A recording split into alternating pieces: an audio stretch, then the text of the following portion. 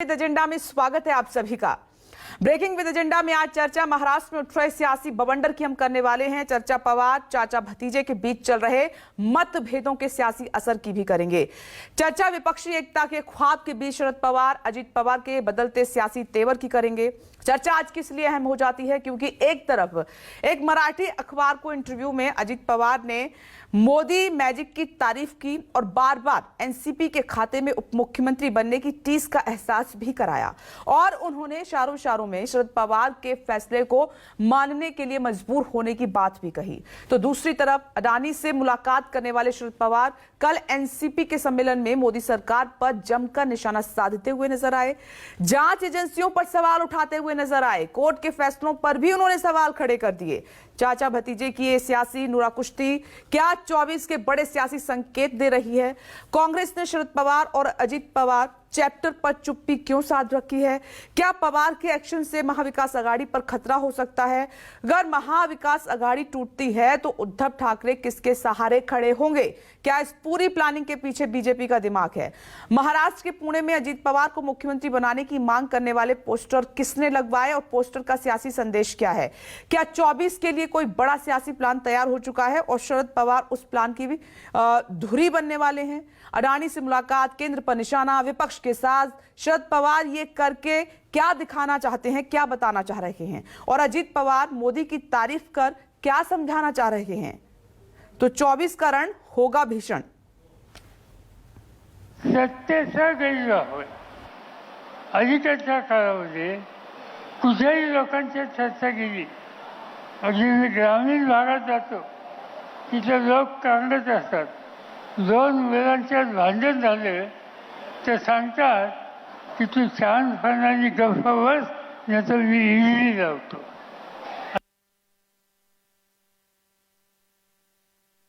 Ajit Pawar is the sweet man, बहुत मीठा आदमी है वो, इतना मीठा आदमी है कि सब लोग उनसे प्यार करते हैं, हम सब लोग उनसे प्यार करते हैं। परसों ही हमने एक टेबल पर खाना खाया है, क्यों खपाएगा?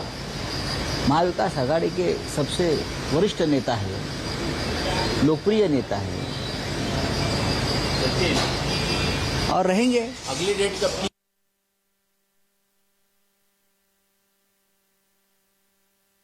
अडानी मुद्दा नहीं है।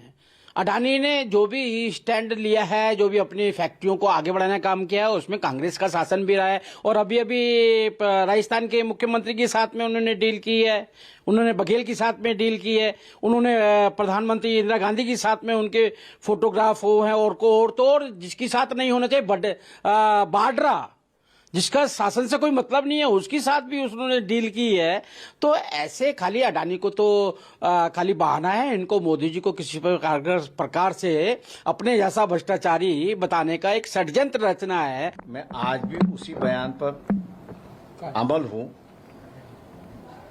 कि 2 भूकंप होना अनिवार्य है महाराष्ट्र की राजनीति में।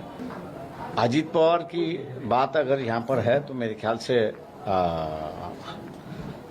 उन्होंने खुद ने कहा है कि मैं राष्ट्रवादी के साथ हूं, राष्ट्रवादी के साथ ही रहूंगा। लेकिन जो हमने बयान दिया है कि भैया 2 भूकंप होंगे, मैं समझता हूं कि कर्नाटक की इलेक्शन खत्म होते होते ही ये 2 भूकंप होंगे, ऐसा मुझे लगता है। तो महाराष्ट्र की राजनीति में जो उथल पुथल चल रही है उसका सियासी विश्लेषण हम करेंगे। चर्चा करने के लिए बीजेपी स्पोक्स पर्सन राजीव पांडे जी हमारे साथ मौजूद हैं, सीमा मलिक जी भी जुड़ गई हैं, एनसीपी स्पोक्स पर्सन हैं, साथ ही किशोर तिवारी जी स्पोक्स पर्सन शिवसेना हमारे साथ मौजूद हैं और मेरे 2 सहयोगी अभी थोड़ी देर में राजीव रंजन हमारे साथ होंगे जो कि विश्लेषण करेंगे और शरद पवार की जो रणनीति है, प्लान है, उसको समझाने की कोशिश करेंगे। साथ ही मुंबई से मेरे सहयोगी विनोद जगदाले जुड़ गए हैं। विनोद, लगातार हम एनसीपी नेताओं से भी बात कर रहे हैं और उधर उद्धव गुट के नेताओं से भी बात हो रही है, सब यही कह रहे हैं कि सब ठीक ठाक है, कुछ भी गड़बड़ नहीं है, मीडिया अपने हिसाब से सब कुछ दिखा रहा है, चला रहा है।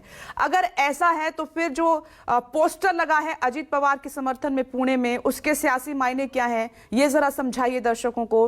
कर्नाटक के लिए एनसीपी की तरफ से स्टार प्रचारकों की लिस्ट जारी होती है, उसमें अजीत पवार का नाम नहीं होता है। कल सम्मेलन में वो नहीं पहुंचते हैं, उसमें भी उनका नाम नहीं होता है। और लगातार जो है एनसीपी चीफ के घर पर बैठकों का दौर चल रहा है और वहां पर यह समझाने की उनको कोशिश की जा रही है कि जिसको जाना है जाए, कोई फर्क नहीं पड़ता। तो फिर इन सब के मायने क्या हैं? क्या ये अंतरकलह की तरफ इशारा नहीं करते?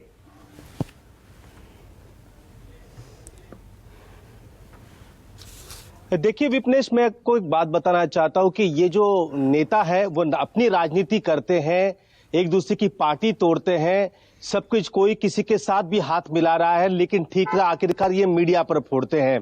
आपने देखा ही होगा कि अजीत पवार के बारे में मैं यहाँ पर बात करूं तो कल एक दिवसीय शिविर था, उससे अजीत पवार नदारद है। आपने बताया, जैसे हमने देखा भी कि स्टार प्रचारक में से अजीत पवार का नाम गायब है। अब अजीत पवार के पोस्टर लगने शुरू हो चुके हैं।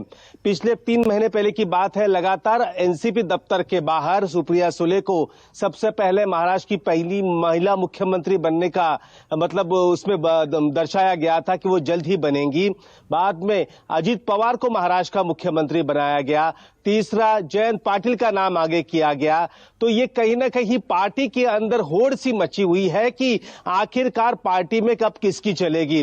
देखिए, भले ही अजीत पवार भारतीय जनता पार्टी के साथ नहीं जाए, लेकिन पार्टी कब्जा करने की पूरी कोशिश इसके आगे अजीत पवार कर सकते हैं। उनके समर्थित विधायक और जो भी पूर्व सांसद है, पदाधिकारी है, उनको एक साथ लाने की कोशिश लगातार अजीत पवार यहां पर कर रहे हैं। देखिए, शरद पवार के बयान भी आपने लगातार सुने होंगे। उन्होंने पिछले टीवी इंटरव्यू में कहा था कि अगर कोई महाविकास आघाड़ी छोड़ के जाता है तो वो उसका फैसला होगा, उसके लिए महाविकास आघाड़ी जिम्मेदार नहीं होगी। यानी अब चाचा भी भतीजे पर ज्यादा विश्वास नहीं रखना चाहते। और दूसरी बात आपने देखी होगी कि अजीत पवार का लगातार बर्ताव कुछ अलग ही तरफ इशारा कर रहा है। कभी अजीत पवार नॉट रीचेबल हो जाते हैं, कभी अपने विधायकों से मिलते हैं, तो कभी अपने चुपके से अपने पार्टी के जो अन्य वरिष्ठ नेता है उनको चाय पे बुलाते हैं। देखिए, जाहिर सी बात है, शरद पवार के बाद पार्टी किसकी, ये तो सवाल खड़ा होगा ही। लेकिन शरद पवार तो फिलहाल शरद पवार के रहते पार्टी में किसकी चलेगी, क्योंकि 2024 में एक महाराष्ट्र के जो लोकसभा के बाद महाराष्ट्र विधानसभा के चुनाव होने हैं, उस चुनाव में अजीत पवार चाहते हैं कि पार्टी पूरी उनकी कब्जे में रहे। क्योंकि अधिकतर मैं आपको बताना चाहता हूं, इस समय 55 विधायक राष्ट्रवादी कांग्रेस पार्टी के महाराष्ट्र में हैं। इसमें से 42 से 44 विधायक ये अजीत पवार को मानने वाले हैं और बाकी सब विधायक शरद पवार को मानने वाले हैं। जाहिर सी बात है, अगर पार्टी को अपने कब्जे में लेना है, पार्टी को अपने साथ में आगे लेना है, तो कहीं ना कहीं अजीत पवार को दूसरे वरिष्ठ नेता है उनको भी साथ लेना जरूरी है। आपको पता ही होगा कि 2004 में सबसे ज्यादा सीटें यानी 72 सीटें यहां पर एनसीपी की आई थी और 69 सीट ये कांग्रेस पार्टी की आई थी। तब राष्ट्रवादी कांग्रेस के एक वरिष्ठ नेता ने यहां पर शरद पवार को बताया कि अजीत पवार महाराष्ट्र के मुख्यमंत्री ना हो तो राष्ट्रवादी के मुख्यमंत्री ना हो, महाराष्ट्र के मुख्यमंत्री ना हो तो वो सही रहेगा। और पवार ने सीधे कांग्रेस पार्टी को वहां पर मुख्यमंत्री की कुर्सी हाथ में दे दी। उसके बदले उन्हें मिला क्या, 3 कैबिनेट के मंत्री पद महाराष्ट्र में ज्यादा मिले और केंद्र में प्रफुल्ल पटेल को स्वतंत्र प्रभार का मंत्री भी बनाया गया। तो वहां से अजीत पवार की नाराजगी आज की नहीं है, ये नाराजगी 2004 की है। इससे पहले भी आपने देखा होगा 2019 में जब महाविकास आघाड़ी का प्रयोग हुआ था, तब अजीत पवार विधायकों को लेकर निकल चुके थे। लेकिन शरद पवार के रहते और तत्कालीन जब शिवसेना के नेता एकनाथ शिंदे जब उद्धव ठाकरे के साथ थे, उनके चलते ये यहां पर पार्टी के अंदर जो टूट थी उसको रोकने का वहां पर प्रयास किया गया। लेकिन महाराष्ट्र में फिलहाल ये देखने को मिल रहा है कि ये बात तो सही है कि पिछले कुछ चुनाव को देखें तो महाराष्ट्र में कांग्रेस एनसीपी की ताकत यहां पर बढ़ती हुई नजर आ रही है और उद्धव ठाकरे ठाकरे को सिंपैथी ये जरूर मिलती जा रही है। ऐसे में अजीत पवार चाहते हैं कि अगर पार्टी उनके हाथ में आ जाए तो तीनों पार्टी में से सबसे ज्यादा सीट उनके कब्जे में आ जाए तो महाराष्ट्र का अगला मुख्यमंत्री वो खुद हो सकते हैं। खुद उन्होंने भी एक न्यूज़पेपर के इंटरव्यू में कहा कि वो मुख्यमंत्री बनना पसंद करेंगे। जाहिर सी बात है उन्होंने इच्छा व्यक्त की है। उधर कहीं ना कहीं सुप्रिया सुले भले ही केंद्र की राजनीति में हो, लेकिन उनकी भी एक इच्छा है कि उनको महाराष्ट्र की पहली महिला मुख्यमंत्री बनना है। तो जाहिर सी बात है भाई और बहन के बीच की लड़ाई है। कल शरद पवार ने देखा कि कभी शरद पवार केंद्र के बारे में अच्छा कहते हैं तो कभी केंद्र के बारे में वहां वो हमला भी करते हैं। कल उन्होंने पुलवामा का मुद्दा उठाया, कल ईडी का मुद्दा उठाया। दो बच्चों के बीच का जो झगड़ा होता है और उस झगड़े के लिए ईडी को भी बुलाने की बात वहां पर होती है। सत्यपाल मलिक ने एकदम सही बात कही है और जो सच्चाई है वो लोगों के सामने नहीं आनी चाहिए। इसका पूरा बंदोबस्त वहां पर किया जा रहा है। पुलवामा में जवानों के लिए हेलीकॉप्टर मंगाया गया था, लेकिन वो हेलीकॉप्टर उन्हें नहीं दिया गया। इन सारी बातों का जिक्र कल शरद पवार ने किया। इतना ही नहीं, जो गुजरात के दंगों का एक वर्डिक्ट 2 ही दिन पहले आया है उसमें एक पूर्व मंत्री शामिल थे, उसके बारे में बताया। उनका यह कहना है 11 लोगों की वहां पर हत्या हुई, वो तो चले गए, फिर ये निर्दोष छूटे हैं, तो फिर हत्या किसने की? उन्होंने कहा कि ये संविधान की हत्या है, ये लोकतंत्र की हत्या है, ये कानून की हत्या है और इसके खिलाफ हमें एक साथ होकर आगे लड़ना है।